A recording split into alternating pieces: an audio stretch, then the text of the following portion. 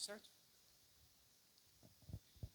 Amados irmãos, hoje nós estudaremos o capítulo 14 da nossa Confissão de Fé e abordaremos a mensagem sobre a fé salvadora. O que é a fé salvadora? Como eu sei que a minha fé é verdadeira? Então nós estaremos durante esse estudo falando a respeito disso. E será um estudo muito importante para nós. Hoje faremos a parte 1 e depois, nas próximas semanas, eu darei continuidade nesse mesmo tema. Então, o ato de crer é algo bastante amplo. Todas as pessoas creem em alguma coisa, até mesmo quem se declara ateu. Porque quem se declara ateu, ele crê que não existe Deus. Então, até o ateu, ele crê em algo. Isso significa que nem todas as formas de fé é, de fato, a fé verdadeira. E as pessoas possuem diferentes conceitos sobre fé. Então, podemos destacar 4 tipos de fé que não é a salvífica, que não é a fé verdadeira. Então, quando nós olhamos para as pessoas, nós vemos que todo mundo acredita em algo. Até quem diz não acreditar em algo, ela coloca a sua fé naquilo que ela não acredita. Mas todos acreditam em alguma coisa. Agora, como nós podemos afirmar que a fé de alguém, ela é verdadeira ou ela é falsa? Então, nós vamos ver 4 tipos de fé que não é verdadeira, não salva. Primeiro, a fé implícita. O que significa? Refere-se a uma crença ou confiança inabalável em algo ou alguém, sem a necessidade de análise, prova ou comprovação. É uma fé que se deposita em algo, sem um exame prévio, simplesmente acreditando naquilo. Exemplo, tem pessoas que acreditam, com uma confiança inabalável de que Maria e os santos são mediadores. Outros acreditam em uma confiança inabalável de que a imagem de escultura ela pode ouvir orações. Outros acreditam realmente que o óleo ungido comprado no supermercado, ele tem poderes sobrenaturais. Outros acreditam na água benta, que uma água, quando se ora, ela tem poder de libertar de alguma ação maligna. Então, tem pessoas que têm essa fé implícita. Elas creem e confiam de uma forma inabalável em algo, mas elas não fazem uma análise, uma prova ou uma comprovação para saber se isso realmente está em acordo com a Bíblia, com a verdade. Outro tipo de fé é a fé histórica. É um conceito central em muitas religiões, especialmente nas que têm uma base bíblica. Ela se manifesta na crença em acontecimentos específicos, como a criação do mundo, a vida e a morte de Jesus, na igreja, nas grandes figuras religiosas da história. Então, nessa fé histórica, as pessoas acreditam em tudo, o que está até escrito na Bíblia, mas não tem transformação de vida, não recebeu um novo coração. O conhecimento é superficial. São aquelas pessoas que seguem uma religião. Então temos essa outra fé, a fé histórica. Ela acredita em Deus, ela fala, não, você acredita em Deus? Não, acredita na Bíblia. Não, eu acredito que Deus criou o mundo. Eu acredito em Jesus, que Jesus morreu, que Jesus ressuscitou. Eu acredito na igreja, eu acredito. Mas o que acontece? Essa pessoa, ela tem apenas uma fé histórica. Ela nunca recebeu um novo coração. Você olha para a vida da pessoa, ela nunca foi transformada, ela nunca nasceu de novo. Ela apenas segue uma religião, segue uma crença. E o conhecimento é sempre superficial. Outro tipo de fé é a fé temporária. É uma fé que é sentida no momento, mas que não sustenta por sua convicção interior e firme e duradoura. Não resiste a testes e desafios da vida. A fé verdadeira, ela permanece firme, mesmo em situações de crise. Exemplo, é a parábola da semente, que Jesus fala em Mateus 13. O que foi semeado em solo rochoso, esse é o que ouve a palavra, recebe logo com alegria, mas não tem raiz em si mesmo, sendo antes de pouca duração. Ele, chegando à angústia ou à perseguição por causa da palavra, logo se escandaliza e abandona Cristo. Então é uma fé temporária. A pessoa começa, mas o que acontece? Na hora que começa a vir as tribulações, problemas, sofrimento, crises, ela abandona a Deus. E outro tipo de fé, que nós chamamos de pensamento positivo, de falsa fé, é a prática de focar no que há de bom em qualquer situação, encarar os desafios com um olhar mais otimista, buscando soluções e oportunidades de crescimento em Deus. Exemplo, são pessoas que não conhecem o verdadeiro evangelho, ou não têm um entendimento correto da Bíblia, mas elas dizem: não, eu creio em Deus, eu creio que Deus está comigo, eu creio que vai dar tudo certo, não, eu vou vencer, as portas vão se abrir. Então, eles acreditam no poder da palavra e no poder da mente, acreditam que se falar coisas boas, vão receber coisas boas, se pensarem positivamente, vai dar tudo certo. Para eles, nesse tipo de fé, falsa fé, Deus é um amuleto da sorte. Muitas vezes são influenciados pela teologia da prosperidade e a teologia coach, né, em nossos dias. Então é um pensamento positivo. A pessoa fala: não, vai dar certo, Deus está comigo. Mas ela não conhece o evangelho, ela não tem o entendimento da Bíblia, mas ela tem aquele sentimento positivo, aquela fala positiva, aquele pensamento positivo. E quando ela fala de Deus, é apenas como um amuleto, uma vez que ela não sabe quem é Deus, não conhece a Deus, não conhece as Escrituras. Então são os tipos de falsa fé.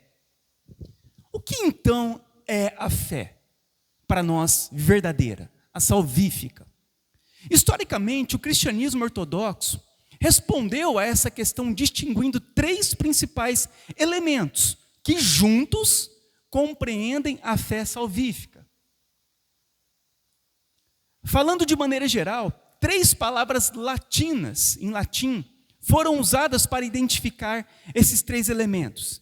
A palavra notitia, que significa conhecimento, assensus, que significa convicção, e fidúcia, que significa confiança. Então, para distinguir a falsa fé da verdadeira fé, a igreja, durante a história, ela trouxe esses 3 elementos, que juntos vão identificar se a nossa fé ela é verdadeira ou falsa. Então, o que é a notícia? O primeiro elemento da fé salvífica, a fé verdadeira, é o conhecimento, que aponta para o fato de que a fé genuína deve crer em alguma coisa. Deve ser baseada no conhecimento de certas verdades fundamentais. Nós vemos isso por toda a Bíblia nas passagens que são distintas pela expressão crer que, como diz em Romanos 10, 9, se creres que Deus ressuscitou Jesus dentre os mortos, serás salvo. E também como diz no Evangelho de João 20, 31, estes sinais foram registrados para que creais que Cristo, que Jesus é o Cristo, o Filho de Deus, e para que crendo tenhais vida em seu nome. Em cada caso, nós vemos que há um conteúdo doutrinário para a fé. Então, a fé significa crer em certas verdades. Nos exemplos citados acima são que Deus ressuscitou Jesus dentre os mortos e que Jesus Cristo é o Filho de Deus. Então, a fé verdadeira, ela tem que ter esse elemento. Nós conhecermos a verdade, a Bíblia, e crermos no que está escrito na Bíblia. O primeiro elemento da fé é esse. É eu conhecer a Bíblia e eu crer naquilo que está escrito. Como Jesus disse. Como João disse a respeito de Cristo. Creais que Jesus é o Cristo? Crendo, vocês vão ter o quê? Vida em seu nome. Vocês serão salvos. O que Paulo diz? Crê que Deus ressuscitou Jesus entre os mortos? Se você crê, você será salvo. Então nós precisamos de crer na verdade, em Cristo, e ter esse conhecimento a respeito de Cristo para nós então sermos salvos. É o primeiro elemento então, o conhecimento na verdade bíblica, crendo nele. O segundo ponto é o assensus, que significa assentimento, parecer favorável, concordância. É uma convicção intelectual de que o conhecimento que alguém possui é de fato verdadeiro e pessoalmente benéfico para nós. Não é suficiente simplesmente conhecer certas verdades. Devemos também crer que tais coisas são verdadeiras e atendem às nossas necessidades. Nós vemos esse elemento de fé retratado em passagens bíblicas como: porque se de fato cresceis em Moisés, também creríeis em mim, Jesus dizendo, porquanto ele escreveu a meu respeito. Se porém não crerdes nos seus escritos, como crereis nas minhas palavras? Então nós precisamos crer nas Escrituras e termos uma convicção intelectual de que aquilo que nós estamos lendo, crendo, é verdadeiro.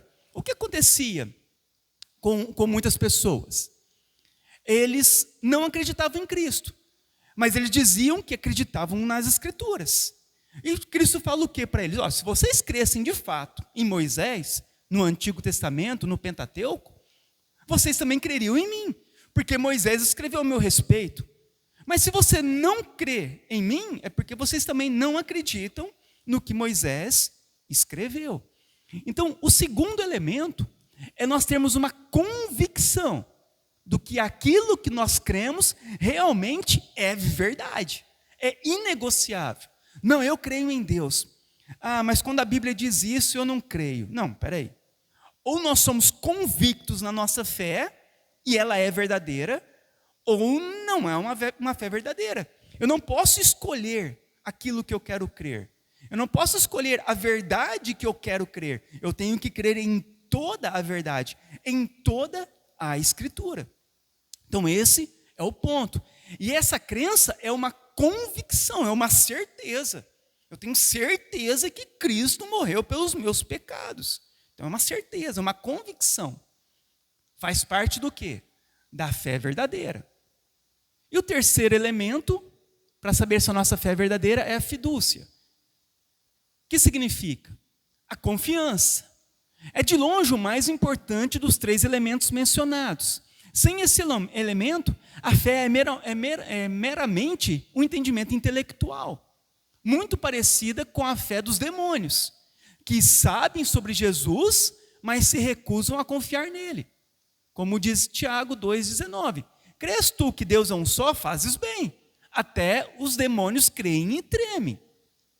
Então esse elemento consiste em uma confiança pessoal em Cristo, como ele é oferecido no Evangelho, e uma completa confiança nele para a salvação. Ele é visto em passagens que falam sobre crer, repousar, olhar, comprometer-se. Então a fidúcia, ela vai nos levar o quê? A nós crermos em uma total confiança em Cristo, repousarmos no que Cristo fez para nós, olharmos firmemente para Cristo, comprometermos com Cristo. Por exemplo, porque Deus amou o mundo de tal maneira, que deu o seu Filho unigênito, para que todo aquele que nele crê, não pereça, mas tenha vida eterna. Nós, para sermos salvos, nós temos o quê? Que termos uma confiança plena naquilo que Cristo fez por nós.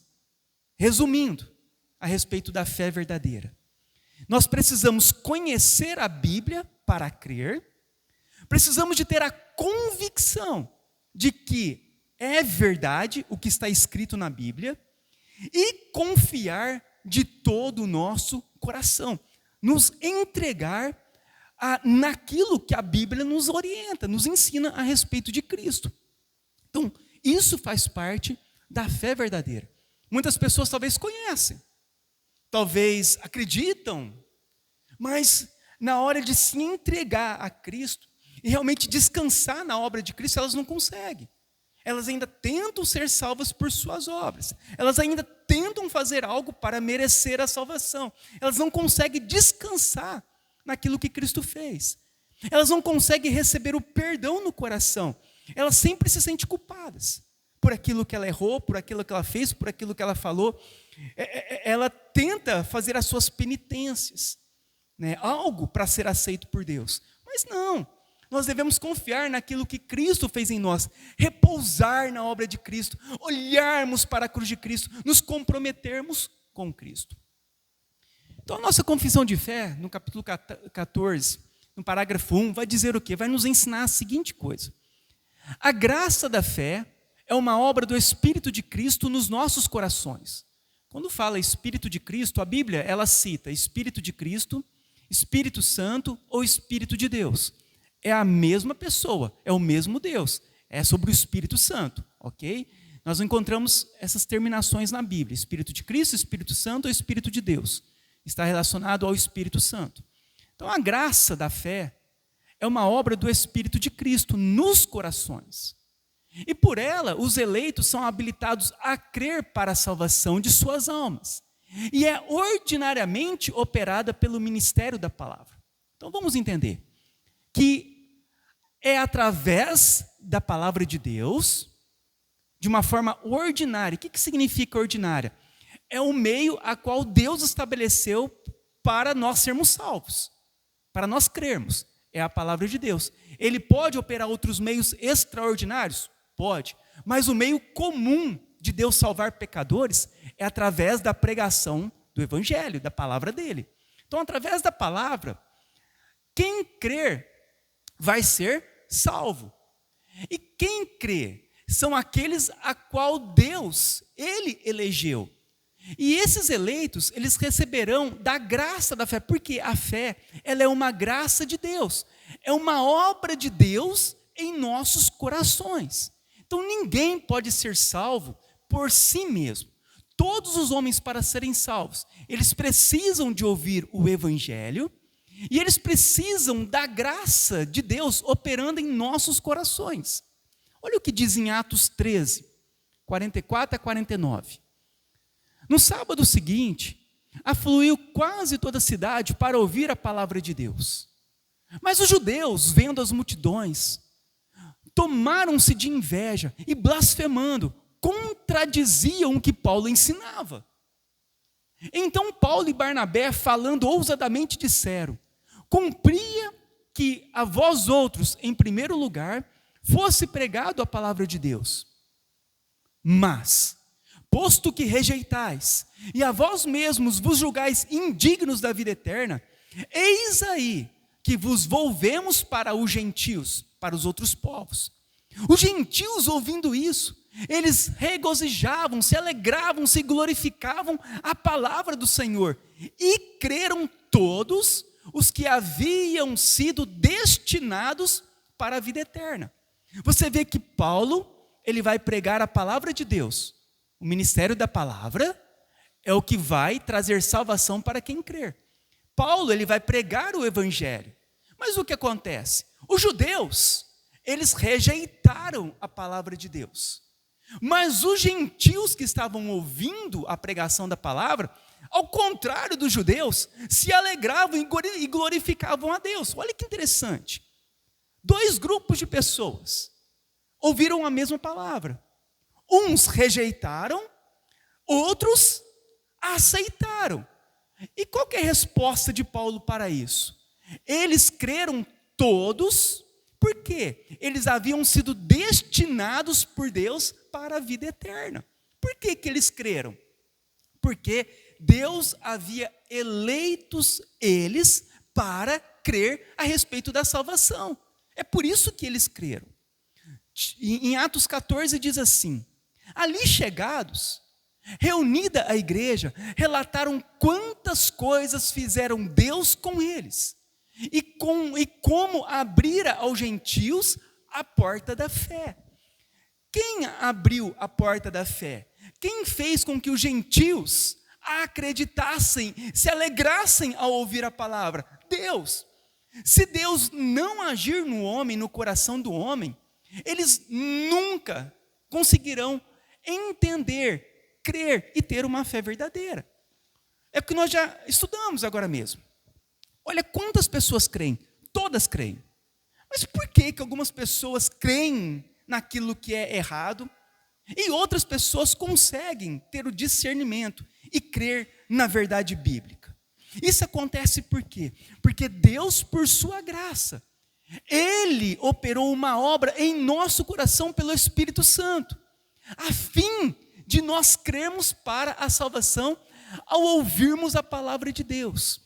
Olha como a fé salvadora, ela é aplicada em nós.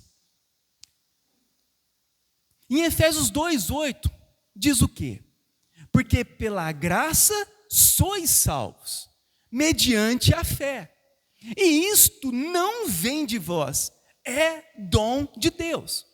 Então, a salvação, ela é um dom de Deus. Nós só podemos ser salvos quando Deus, pela sua graça, Ele agir em nós com a fé. Nós então passaremos a crer em Deus para sermos salvos. É por isso que nós chamamos a fé como a graça de Deus. É necessário Deus agir em nós, porque a verdadeira fé, a verdadeira graça, a salvação, ela não vem de nós. Nenhum homem é capaz de, por si mesmo, acreditar em Deus, da Bíblia. Ele pode acreditar em um Deus criado pelo seu próprio pensamento, como as pessoas fazem. Acredita em Deus? Acredito. Mas como é o seu Deus? Nem ela sabe explicar como é o Deus. Geralmente as pessoas creem num Deus da própria imaginação, ou um Deus da religião a qual eles praticam, ou um Deus que é apenas um ídolo para ele. Mas nós cremos no Deus, conforme está escrito na Bíblia, cremos nesse Deus, cremos na Bíblia. Meu irmão, se não for pela graça de Deus, nós nunca creremos no Deus verdadeiro. Em Filipenses 1:29, porque vos foi concedido a graça de padecerdes por Cristo e não somente crerdes nele. É-nos concedido a graça do quê? De sofrermos por Cristo, mas também de crermos nele. Crer em Cristo para sermos salvos é uma graça. Se você perguntar para as pessoas se elas creem em Cristo, ou por que elas creem em Cristo, de que forma elas creem em Cristo, elas não saberão identificar essa entrega, essa confiança de nós deixarmos todo as nossas vontades, a nossa religiosidade, aquilo que achamos, tirar tudo isso de nós e nos despirmos de tudo isso e agarrarmos somente a cruz de Cristo e confiarmos somente na cruz de Cristo para nos salvar. É só para quem Deus abrir os olhos. Você pega no catolicismo romano, eles acreditam em Cristo? Acreditam. Mas eles dizem que eles precisam de cumprir os 7 sacramentos para serem salvos. Não é somente Cristo. É Cristo mais os sacramentos. É Cristo mais Maria. É Cristo mais os santos. É Cristo mais os anjos. É Cristo mais os dogmas papal. E muitas vezes essa influência, tanto do catolicismo como do espiritismo, a qual fomos influenciados a nossa nação, de buscarmos boas obras para sermos salvos, para nos tornarmos uma pessoa de luz após a morte, tudo isso acabou influenciando os protestantes em nosso país. E muitos, ao invés de confiar somente em Cristo, eles até confiam em Cristo, mas confiam em muitas outras coisas junto com Cristo. A verdadeira fé é a fé que depende somente de Cristo, de crer nele, somente de crer nele. Essa é a questão, não é apenas crer em Cristo. A pergunta que nós devemos fazer é se eu creio somente em Cristo.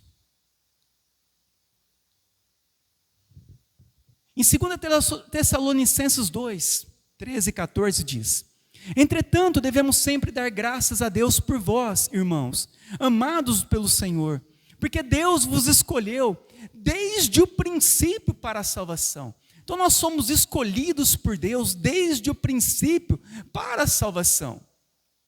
pela santificação do Espírito, sendo uma obra do Espírito de Deus em nossa vida. E fé na verdade, fé na palavra de Deus. É exatamente isso que nós confessamos aqui na igreja. Que a salvação, ela vem por Deus. Deus é quem nos elege, quem nos escolhe. Deus é quem nos santifica pelo teu Espírito. É uma obra do Espírito Santo em nós. E pela fé na verdade, fé na palavra de Deus. Para o que também vos chamou, mediante o nosso evangelho, a palavra, para alcançardes a glória de nosso Senhor Jesus Cristo. Romanos 10, 14 e 17. Como, porém, invocarão aquele em que não creram? E como crerão naquele em que nada ouviram? E como ouvirão, se não há quem pregue? E assim, a fé vem pela pregação, e a pregação pela palavra de Cristo. A graça da fé, sendo uma obra do Espírito Santo, ela vai ser operada quando nós ouvimos o Evangelho de Cristo.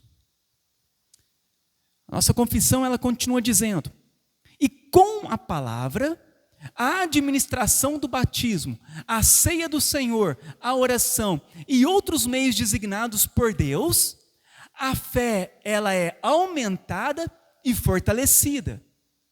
Lucas 17, 5. Então disseram os apóstolos ao Senhor: aumenta-nos a fé. 1 Pedro 2, 2.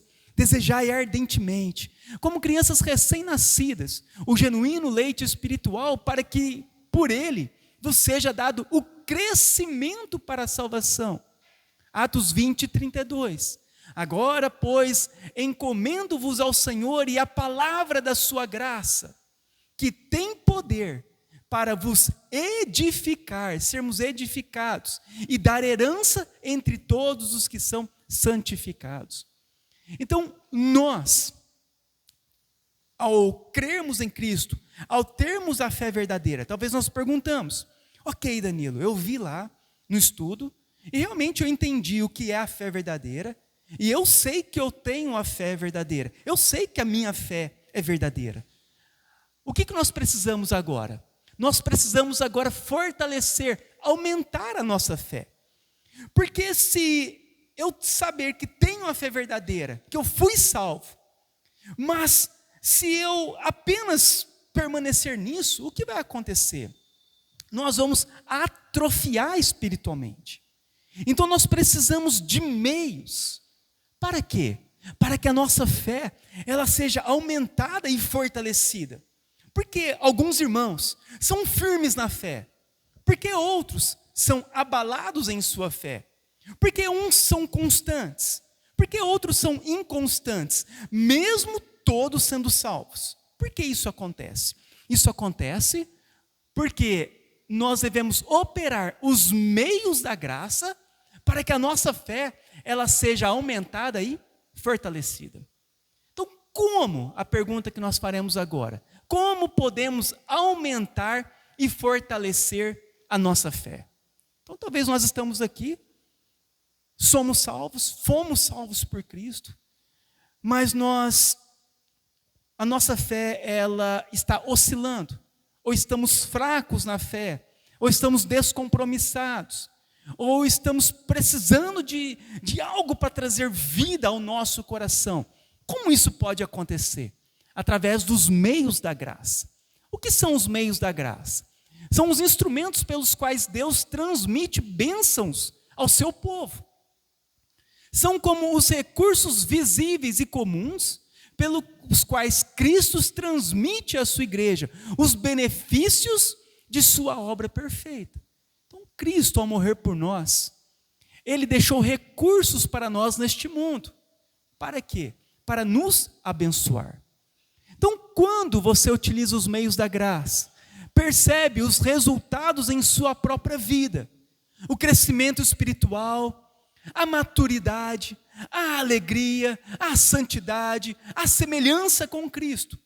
Então, Danilo, eu não estou crescendo espiritual, eu parei no meio do caminho. Eu estou tendo uma vida cristã imatura. Eu estou vivendo, eu vou na igreja, mas eu ando triste. A minha vida não tem sido santa. Eu não estou me parecendo com Cristo. essas qualidades, se essas qualidades estiverem sendo praticadas em sua vida, haverá um crescimento na comunhão com Deus. Você será fortalecido e encorajado a andar com Cristo. Receberá a força e o poder espiritual necessário para vencer a tentação, o pecado e Satanás. Então, obterá ajuda em cada um dos aspectos da vida cristã. Então, os meios da graça vai nos ajudar a tudo isso, os meios da graça. A nós crescermos espiritualmente, a ficarmos maduros na fé, a termos alegria em nosso coração, a sermos pessoas santas, separadas do pecado e nos parecer realmente com Cristo. Então, há dois tipos de meio da graça que vai nos ajudar a tudo isso, o que nós chamamos os particulares e os meios públicos. Vamos lá. Quais são os meios particulares da graça? Primeiro deste meio é a leitura da palavra de Deus. Primeira coisa, talvez a mais importante inicialmente para nós termos aqueles benefícios, é ler a Bíblia. Deus nos deu um livro através do qual Ele fala conosco. Ele não mais se comunica com os homens utilizando sua voz audível, como fazia no passado. Agora Deus fala através de seu Filho, como está escrito lá em Hebreus 1, que nos transmite a sua palavra por meio das Sagradas Escrituras, a Bíblia. Nas Escrituras, Ele manifesta a sua voz, capaz de despertar os mortos, dando-lhes vida. Então, como Deus fala conosco hoje? Ele fala conosco através da Bíblia. Então, Danilo, eu quero ouvir a voz de Deus. Eu quero ouvir Deus falar. O que eu preciso fazer? Ler a Bíblia. Como uns pastores dizem, né? Se eu quiser ouvir a voz de Deus alta, leia a Bíblia em voz alta. Você vai ouvir a voz de Deus. É assim que Deus fala hoje. Uma vez que Ele deixou esse cânon fechado para nós, completo para nós, a respeito da nossa prática de fé e conduta para sermos salvos, nós agora, que queremos ouvir a voz de Deus, devemos ler a Bíblia. Essa história de procurar profeta, de um falar, de outro falar, não sei o que Deus está mandando dizer. Irmãos, leia a Bíblia. Você vai ouvir a voz de Deus e nunca mais será enganado. A Bíblia ela foi escrita por homens santos, enquanto Deus os inspirava e guiava por intermédio do Espírito Santo. É o perfeito tesouro de instruções e conhecimentos celestiais. Deus é o autor da Bíblia. A salvação é o seu objetivo. E a verdade, sem qualquer erro, é o seu conteúdo. Então, Deus é o autor da Bíblia. O objetivo da Bíblia é nos salvar. E o que tem na Bíblia, o seu conteúdo, é a verdade sem nenhum erro. Ele nos ensina principalmente o que precisamos crer a respeito de Deus e quais os deveres que Deus ele exige de nós. Primeiro meio particular de nós amadurecermos, sermos felizes, de haver uma maturidade espiritual, é a leitura da Bíblia. O pastor J.C. Ryle, ele escreveu: separe uma parte de cada dia para ler e meditar alguma porção da palavra de Deus. Nós devemos então separar no dia o momento para ler e meditar na Bíblia. O pão de ontem não alimentará o trabalhador de hoje. Então nós não estamos de pé, fartos, por aquilo que nós comemos ontem, e sim por aquilo que nós comemos hoje. O pão de ontem nos alimentou ontem. Tão pouco o pão de hoje nutrirá o trabalhador para amanhã. Então nós também não comemos para amanhã, nós comemos para hoje. Recolha o seu maná a cada dia. Escolha a ocasião e a hora adequados. Não cochile ou se apresse quando lê a Bíblia. Dê à Bíblia o seu melhor e não o seu pior tempo. Leia toda a Bíblia fazendo-a de maneira sistemática, ou seja, em sequência. Creio que um bom plano é ler o Antigo e o Novo Testamento ao mesmo tempo, do começo até o fim. e depois fazê-lo novamente e continuar lendo novamente.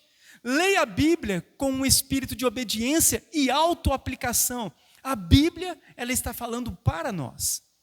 Assente-se para estudá-la com determinação, de que você viverá pelas suas regras, confiará em suas afirmativas e se comportará de acordo com os seus mandamentos. A Bíblia mais lida é aquela mais praticada. Ela é o instrumento pelo qual Deus fala ao seu povo. Enquanto leem a Bíblia, Deus abençoa e fortalece os crentes com tudo o que necessitam para o seu viver diário. Então o J.C. Ryle, ele nos ensina isso, que nós devemos ler a Bíblia sistematicamente, começarmos e irmos até o fim.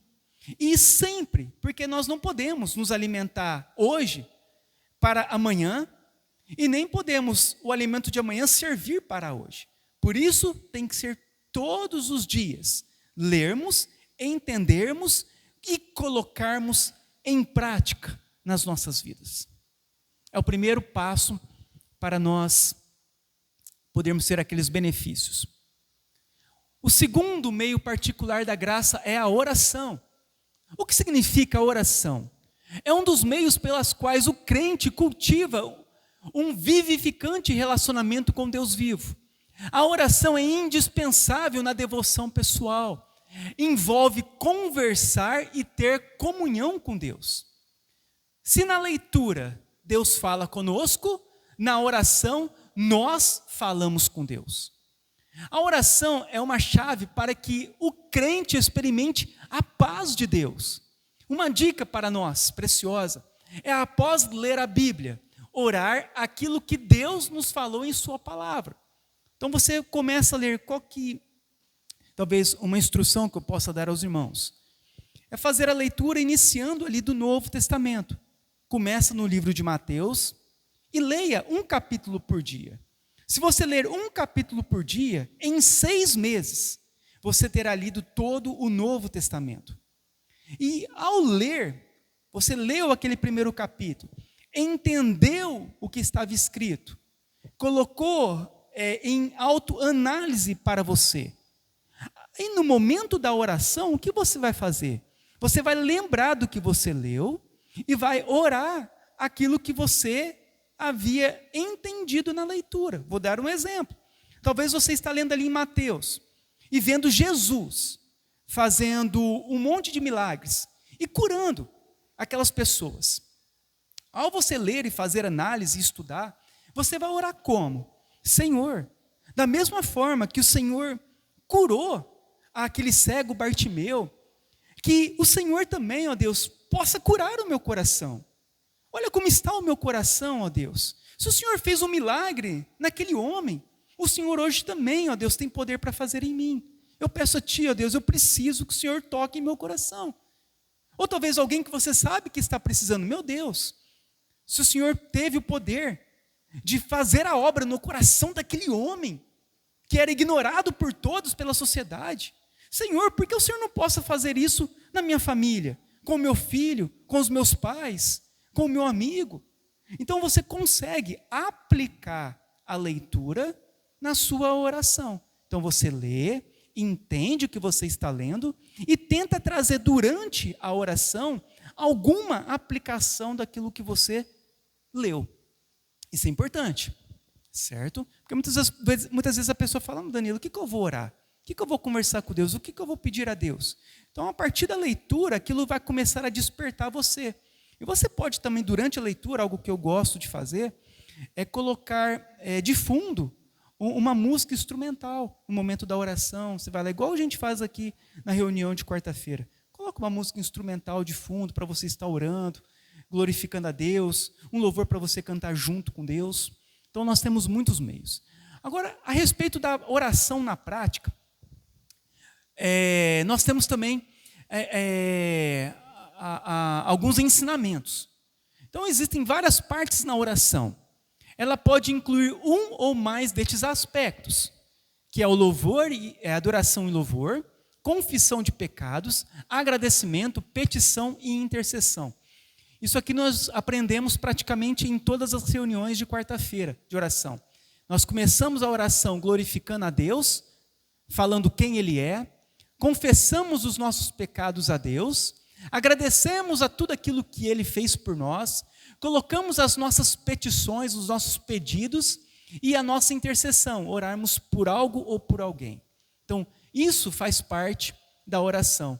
E durante a nossa oração, nós podemos incluir alguns desses elementos ou todos esses elementos. Então, a oração deve ser feita no Espírito. O Espírito Santo é aquele que nos ajuda o crente a orar. Então, nós devemos, antes de orar, pedirmos para que o Espírito de Deus nos ajude. O Espírito Santo, ele impulsiona o crente a orar, trazendo à sua mente as palavras e promessas de Jesus.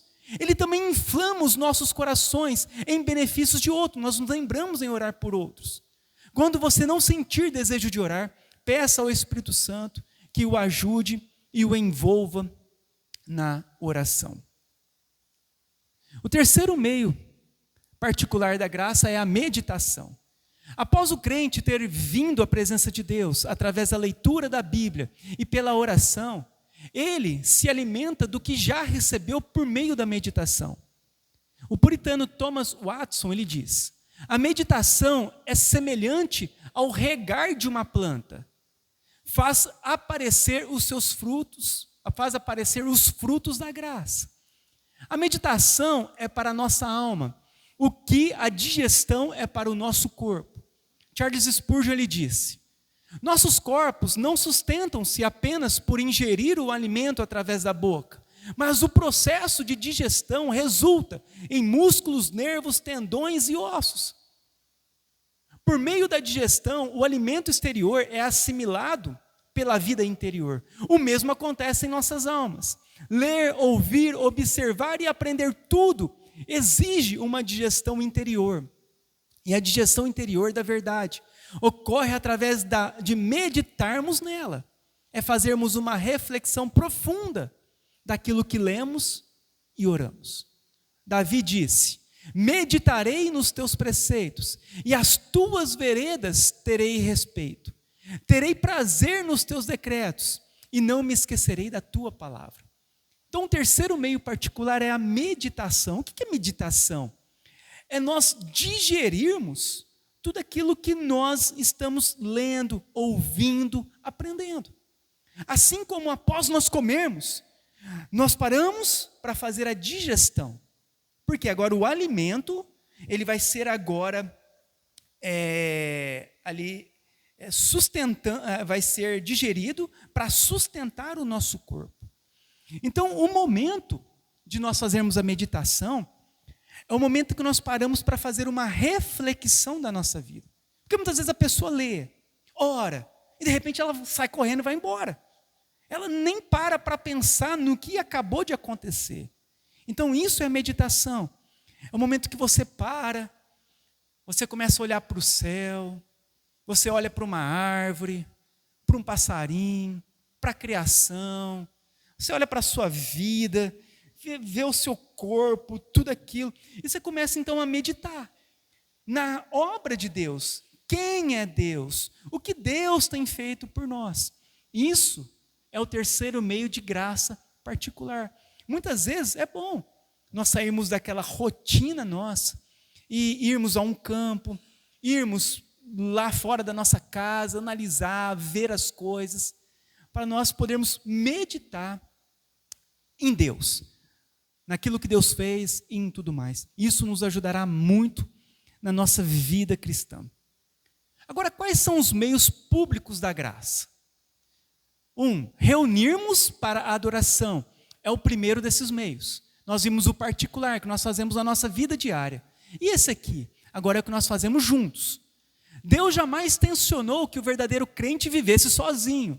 Após a ascensão de Cristo, os apóstolos instruíram que os crentes fossem fortalecidos, encorajados, guiados, instruídos e, acima de tudo, adorassem a Deus juntos.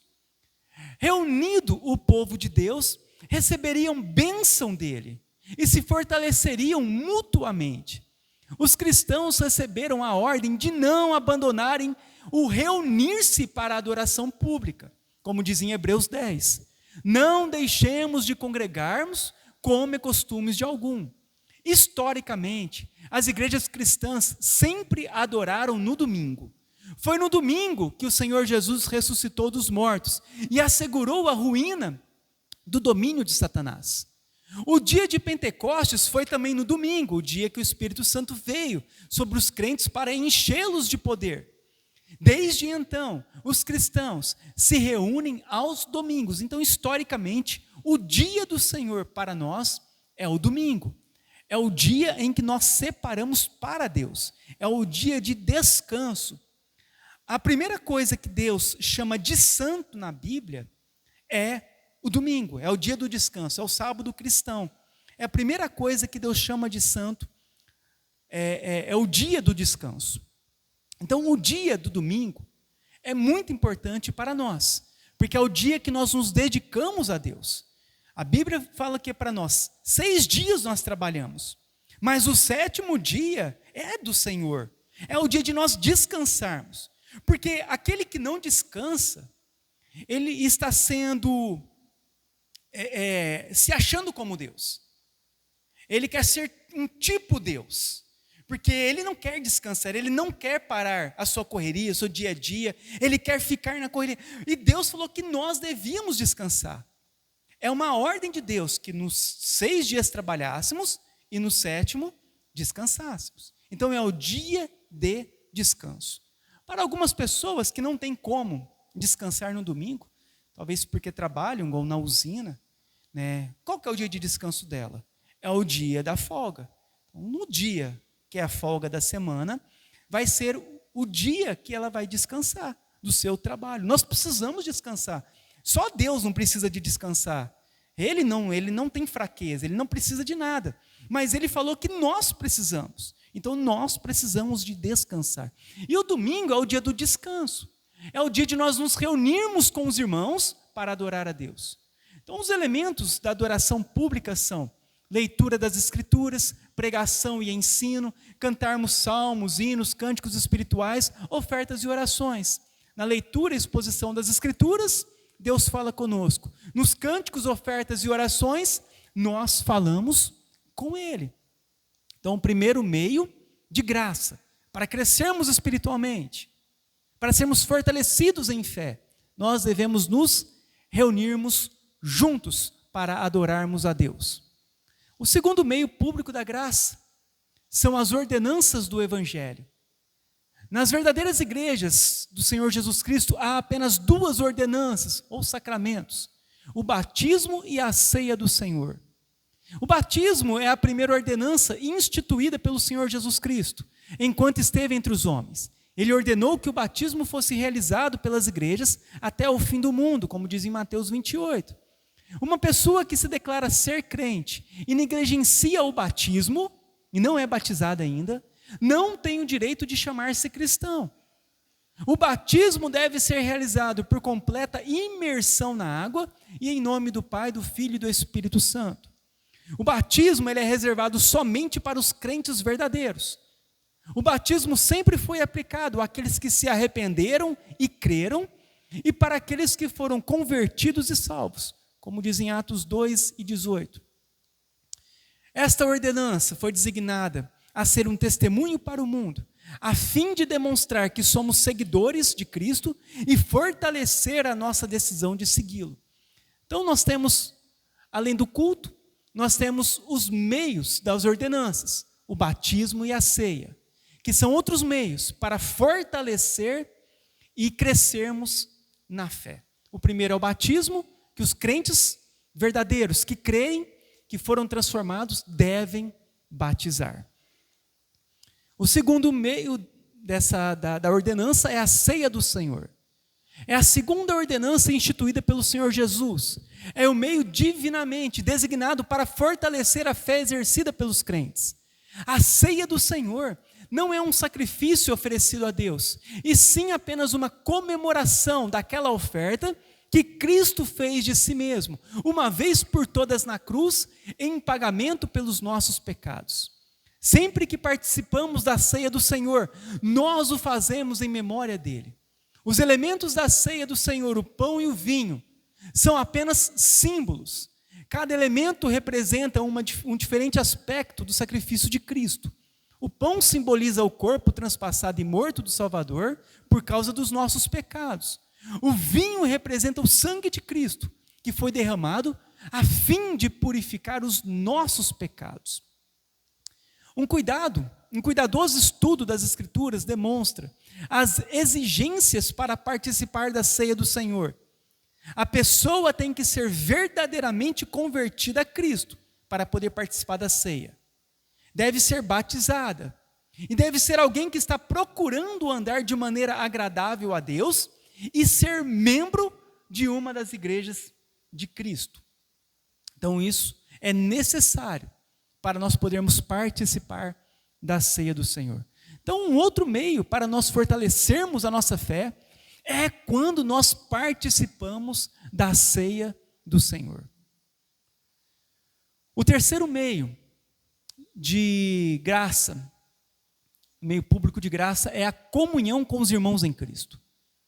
Comunhão significa compartilhar juntos ou vida compartilhada, especialmente quando esta se relaciona aos outros crentes. Quando Cristo nos salvou, Ele não tensionava que vivêssemos isolados. Ele nos destinou para sermos parte de suas igrejas e desfrutarmos comunhão com outros crentes. Uma das mais profundas verdades que compreendemos após a conversão é o vínculo que temos com verdadeiros crentes. Quem são a nossa comunhão? Quem são os nossos amigos? São crentes verdadeiros ou são incrédulos? São ímpios? Isso conta muito na nossa vida, porque se nós quisermos crescermos na fé, sermos fortalecidos na fé, nós devemos andarmos juntos, termos um vínculo com crentes verdadeiros. A singularidade da comunhão cristã se encontra em sermos capazes de conversar e compartilhar juntos as alegrias, a felicidade, as vitórias, os problemas, as tentações, as tristezas e as bênçãos de nosso andar com Deus. Desfrutar da comunhão com os irmãos em Cristo, em uma igreja local, é o meio da graça que nos mantém espiritualmente saudáveis e vigorosos. Então, se os seus amigos forem ímpios, ou se você andar sozinho, isso provavelmente vai prejudicar o nosso crescimento espiritual. Mas agora imagina, você ser amigo de pessoas piedosas, de pessoas que falam de Deus, de pessoas que são realmente crentes verdadeiros. Isso, da mesma forma, vai fazer você ser fortalecido e crescer na fé. E o quarto e último meio público da graça de Deus é a oração coletiva. As igrejas primitivas perseveraram na oração juntos. As reuniões da igreja a fim de orar eram um dos meios para levar as cargas uns dos outros e cumprir a lei de Cristo, como diz em Gálatas 6. No livro de Atos há diversos exemplos dos irmãos orando juntos na igreja. Através da oração coletiva, a igreja contemplou o Senhor Deus libertando-a das mãos de seus inimigos, lá em Atos 4. Pedro foi liberto da prisão, porque os crentes estavam juntos em oração a favor dele, em Atos 12. A história das igrejas do Novo Testamento testemunham as bênçãos e a necessidade de orarmos juntos. Tudo o que é verdadeiro a respeito da oração particular, também é verdadeiro sobre a oração pública, coletiva. Se Deus está com o seu povo e individualmente os abençoa com a sua presença, quanto mais isto acontece ao nós nos reunirmos na igreja para a oração coletiva. Imagina, se sozinhos Deus já nos ouve, imagina quando todos nós nos reunimos na igreja. O puritano David Clarkson, ele disse: a presença de Deus, desfrutada em oração particular, assemelha a um córrego. Então, quando nós estamos diante de Deus, a nossa oração diária particular é como um córrego. Mas, na oração coletiva, torna-se como um rio, que alegra a cidade de Deus, porque vários córregos se unem em um só lugar. Para quê? Para que essa nossa oração agora ela se torne como um rio que vai alegrar a Deus. Então é muito importante nós entendermos isso, que nós precisamos nos reunirmos para orar, porque biblicamente a igreja se reunia para orar. Biblicamente, quando eles se reuniam para orar, Deus fazia milagres na vida deles. Deus respondia às suas orações. Deus ouvia os seus pedidos. Deus estava com eles. E hoje não é diferente. Nos é também ordenado para nós nos reunirmos para orar, para buscarmos a Ele coletivamente, para intercedermos, para louvarmos a Ele juntos. E isso nós fazemos em especial na quarta-feira. Quarta-feira é o dia que nós nos unimos para dar maior ênfase à oração, à intercessão, a glorificarmos o nome de Deus. E na quarta-feira nós também aprendemos como orar da maneira correta. E nós meditamos em todos os salmos em sequência. Só para vocês entenderem. Nós já lemos todos os salmos da Bíblia nas reuniões de oração. Agora nós retornamos e estamos no Salmo 34. Vamos para o Salmos 35. Em breve, daqui um ano e pouquinho, nós terminaremos novamente os Salmos. Então nós aprendemos como orar e nós somos abençoados nessas orações. E podemos testemunhar o que Deus tem feito por nós na nossa vida, em cada uma dessas orações. Por isso, uma das dificuldades da nossa igreja hoje é a reunião de oração. Porque a única coisa que nós oferecemos aqui é Cristo. Nós não oferecemos mais nada além de Cristo. E muitas vezes as pessoas, mas eu vou lá somente para orar a Cristo, para buscar a Cristo. As pessoas acabam não entendendo a respeito disso e não dão valor a isso.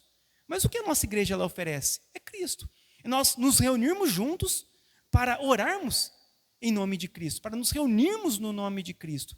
E para nós que somos crentes verdadeiros, isso é o suficiente para nós. Nós não precisamos de nada mais além do próprio Cristo. Então o que nós queremos ao chegarmos aqui em especial é que Cristo esteja conosco. Essa é a nossa expectativa. É isso que nós buscamos. Por isso eu incentivo os irmãos. É 1 hora, 7h30 às 8h30, durante a semana inteira. Imagina você separar 1 hora durante a semana para juntos nós orarmos a Deus. É muito pouco. Mas isso fará uma diferença, porque isso fortalecerá a nossa fé. Isso nos abençoará. Deus responderá às nossas orações. Muitas vezes estamos correndo durante o dia inteiro, tentando fazer, tentando as coisas darem certas, tentando na nossa força. E não vai, não acontece. Mas que tal nós experimentarmos da graça de Deus? E virmos aqui neste lugar a orarmos a Deus. Talvez tentamos tantas coisas, fazerem tantas mudanças na nossa força e nunca conseguimos. Talvez seja o momento de nós realmente diminuirmos o nosso eu para buscarmos ao Senhor. Então, a oração coletiva é importantíssima para nós. Então, terminando, um Pai amoroso, sábio e gracioso, que habita nos céus, ortogou aos seus filhos estes meios, para o bem deles. Tudo que nós ouvimos é para o nosso bem. Ele não os deu a fim de colocar os seus filhos em escravidão, a regras estabelecidas pelo homem. Danilo, eu tenho que vir no culto, tenho que vir no estudo, tenho que vir na oração. Não é para nos escravizar com regras, mas é para quê? Para nos abençoar, nos fortalecer, nos encorajar. Quem que vem em uma reunião nossa e não é abençoado, fortalecido ou encorajado? Todos nós. Mas a nossa carne grita, o pecado faz nós desviarmos do caminho certo. Porque quando nós paramos para raciocinar, nós só recebemos bênção ao estarmos diante do Senhor. Nós só recebemos graça, encorajamento, fortalecimento. Mas o que acontece? A nossa carne, Satanás, não quer que nós estejamos diante de Deus. Então os meios da graça nos foram concedidos para sustentar-nos em nossa vida cristã diária e para o benefício nosso e da nossa igreja local. nós somos beneficiados, mas também toda a igreja, todos os irmãos recebem dessa bênção. Praticá-los agora resultará em crescimento e frutificação de nossa vida cristã. Utilizar estes meios designados por Deus redundará em glória para Ele, Deus receberá glória, haverá a expansão do seu reino e nos proporcionará retidão, santidade, paz e alegria ao nosso coração. Amém? Que, como que nós aprendemos, continuaremos esse estudo, mas nós já conseguimos discernir sobre o que é a verdadeira fé, sobre que essa verdadeira fé é uma graça de Deus, que vem através da palavra dele, operada pelo Espírito Santo em nosso coração para nos salvar, e que essa fé verdadeira, ela precisa ser desenvolvida, fortalecida, aumentada. E os meios da graça, tanto particulares como públicos, nos ajudarão nessa caminhada cristã. Amém? Nesse momento agora,